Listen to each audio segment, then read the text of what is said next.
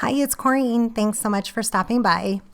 Today I'm making several cards using the Altenew's Magnificent Magnolias stamp and die set. You may have seen a few of my recent videos using this die set and stamp. It is gorgeous. It's from the Craft Your Life kit, and it comes with a stamp die stencil.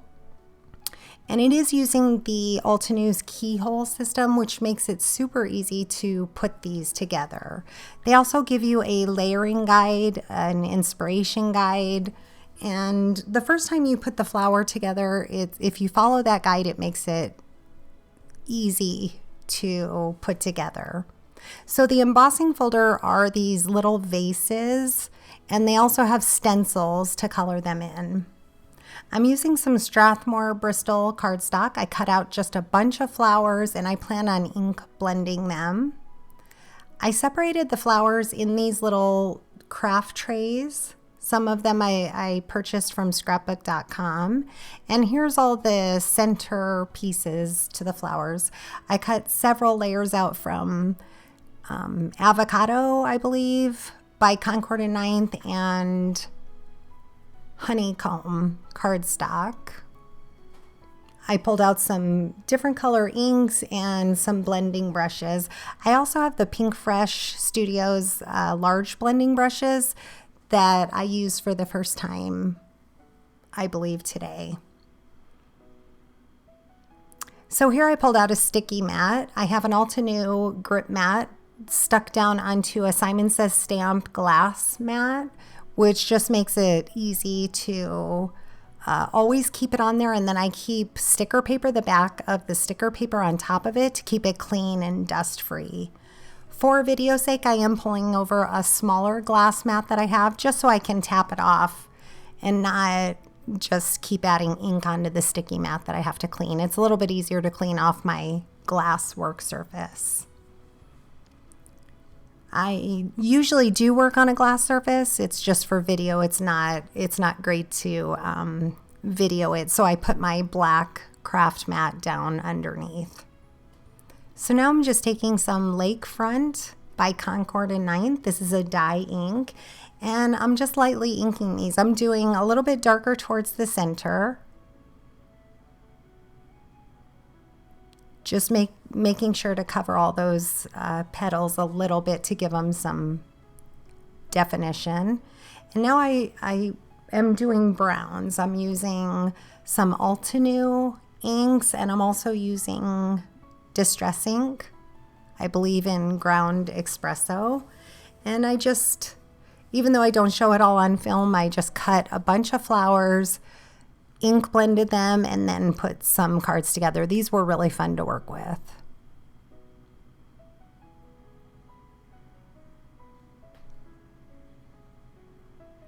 So I will just move those out of the way. Clean up. I'm just using a wet chamois. And now I will go ahead and add, I believe it's dragon fruit. Or maybe I'm using a Pink Fresh. If you'd like to know the exact color, just let me know and I'll make sure to look it up. Again, going a little bit darker on some parts and lighter on the others, just to give it that variation.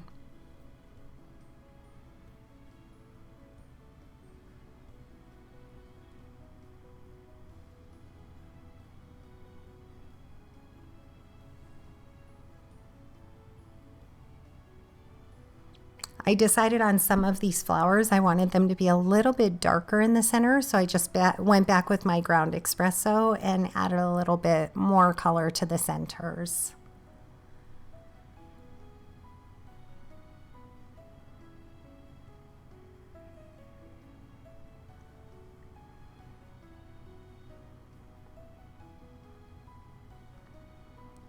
I went ahead and ink blended the little layered pieces as well, the little detail pieces.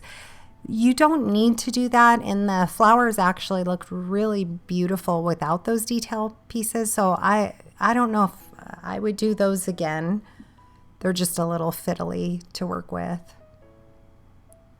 So now I'm taking out the large branch stamp that comes in the set. I'm holding up a Spellbinders rectangle die that I have, just deciding how I wanted to do my card, if I wanted it to be a portrait or a landscape card, and just placing my stamp approximately where I think it's going to go. It kept getting stuck to those magnets. So I did want it to slightly go off the card, but I just wanted to make sure I'm giving myself enough room once I cut it out with the die. So I just held the die over there to make sure. So using ground espresso distress ink, I went ahead and stamped this, I believe, 2 times.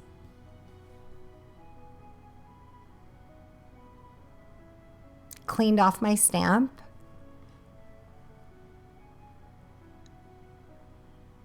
And again, using my die as my guide, I'm just kind of placing it back in there to see where I want the other part of the stamping to go.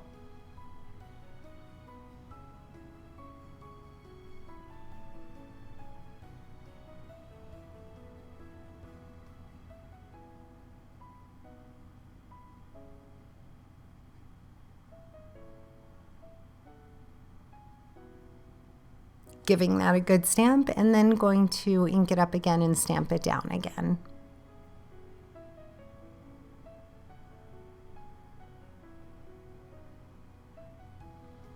I also stamped an extra piece here because I wanted to be able to color and cut out some of the leaves in case I wanted to add it to the front of my card. I don't remember if I actually use them or not, but I wanted the option to have some extra leaves.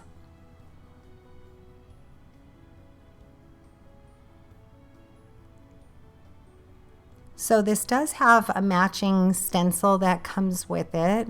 I will color that in once I've given it a chance to dry. So as of now, I just set that aside. And I'm coloring in my vases that come in there. I decided I've done them both ways. I color them in and emboss them, or I've embossed them and then colored them in. I don't think it really matters. I thought it was a little bit easier to color them first, then put them into the embossing folder.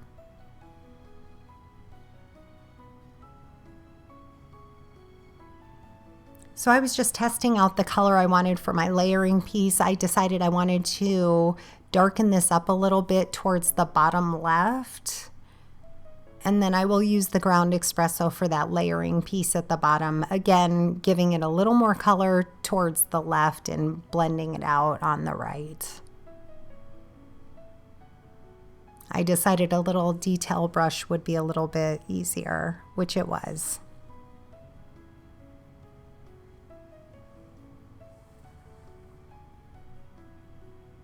So at this point, I wasn't even sure if I was going to use these. I didn't know what I was doing with the cards. I just decided to do a few of the vases and a few of the quite a few of the flowers, and figured I would put it all together once I've ink blended and cut everything out. Here's the stencil for the branch.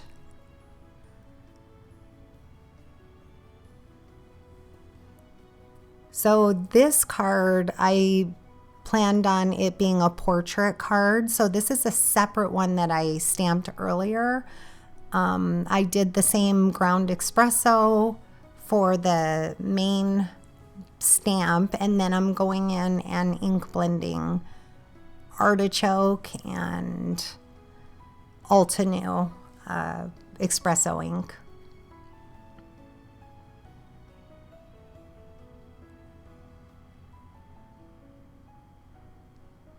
Here I decided to do another card front, and I'm using some Lakefront by Concord and Ninth, and then going in with Peacock to darken some of those leaves up. I love doing blue leaves.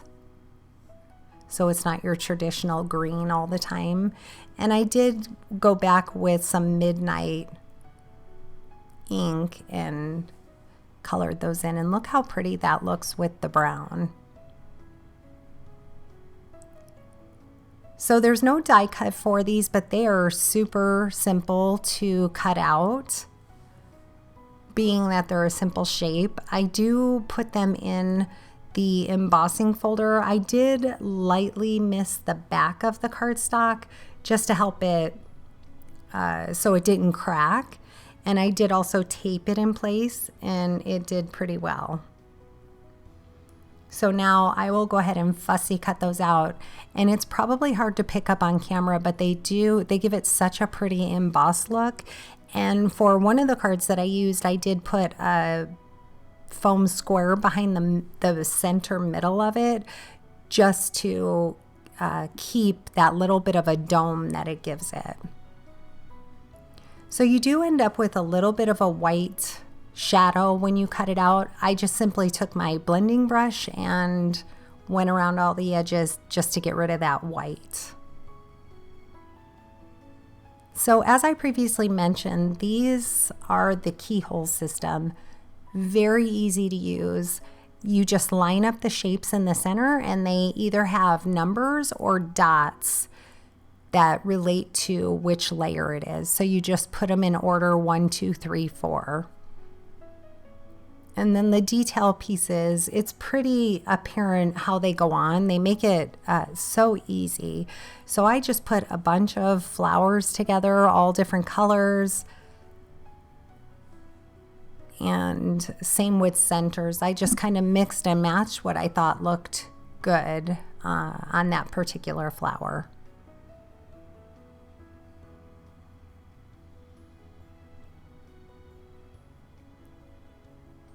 Once I had them all glued down, I'm working on a craft mat just to make cleanup easy.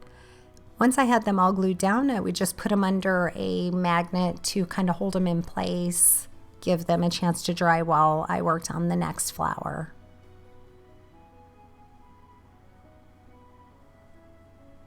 Since I got this stamp and die set a few months ago, I find myself pulling it out and using it over and over again. It has become one of my favorite stamp sets from Altenew. And again, this one was from the Craft Your Life kit.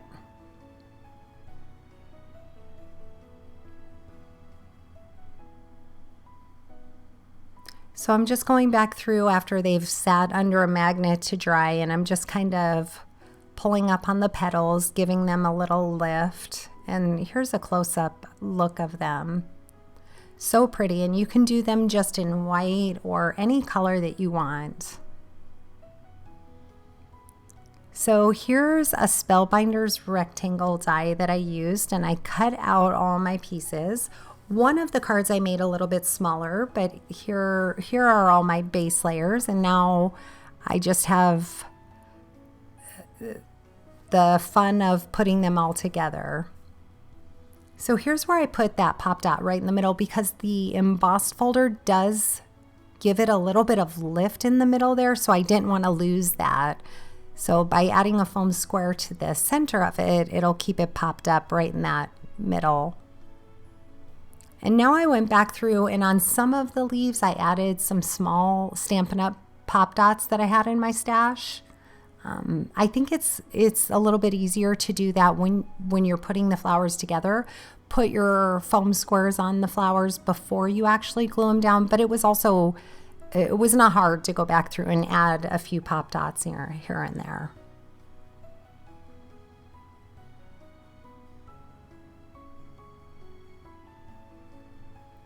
So once I remove all the release paper, I add a little bit of the glue. I'm using some Barely Art glue to the center of my flower and just kind of hold that in place for a minute. It dries fairly quickly.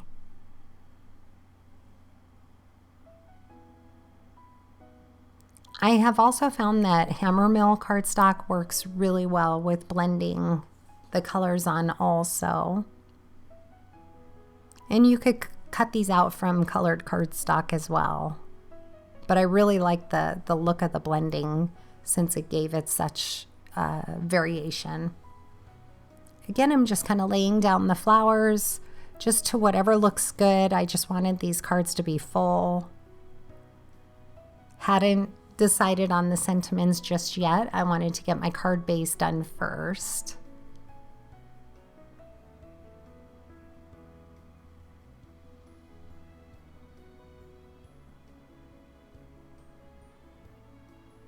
And here's a close-up look of the dimension that you can see behind those flowers. And you could really use any center you wanted to. So here's my card base. It's a 110-pound hammer mill card base. It's a 5x7, I believe.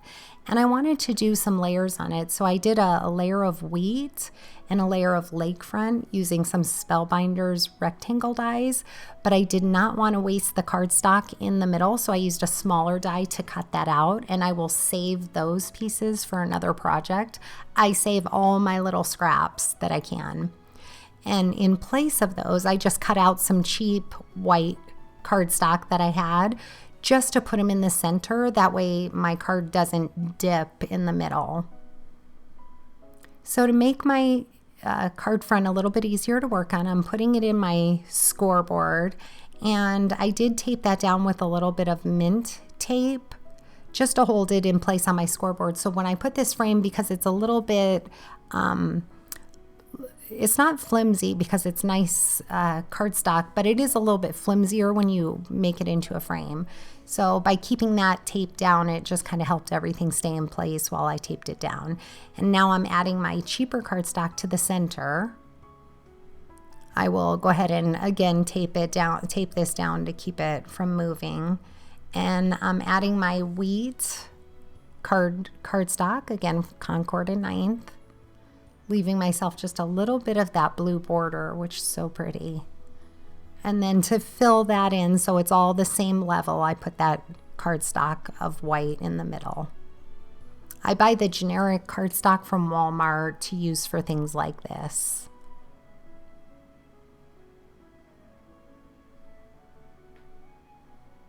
Now I'm adding my main piece on the front, leaving myself that border, and putting magnets on it until it dries. And now here are the cards that I made. I made 4 cards in total, at least in this session, and I did give them all a little bit of dimension with some foam tape. I added some flat back pearls that I had in my stash, and I stamped from the stamp set on 3 of the cards. 2 of them I stamped the word hugs, and on this one I stamped thank you. I absolutely love that font. And here are the pearls that I'm using. The ones on the right, I believe, were from Michael's that I've had for years, and the other ones are from Wild Orchid Crafts. They're kind of like a silver black, and I thought it went well with the color cardstock. Here I'm just giving you a closer look of that dimension. And on this card here, I did stamp and cut out from the coordinating die cut lots of love. I added a couple layers behind that to give it some stability. So these were really fun to make. I hope you enjoyed the process. If you have any questions, leave it in the comments below. Thank you so much for stopping by, and I hope you'll consider subscribing to my channel. Have a great day.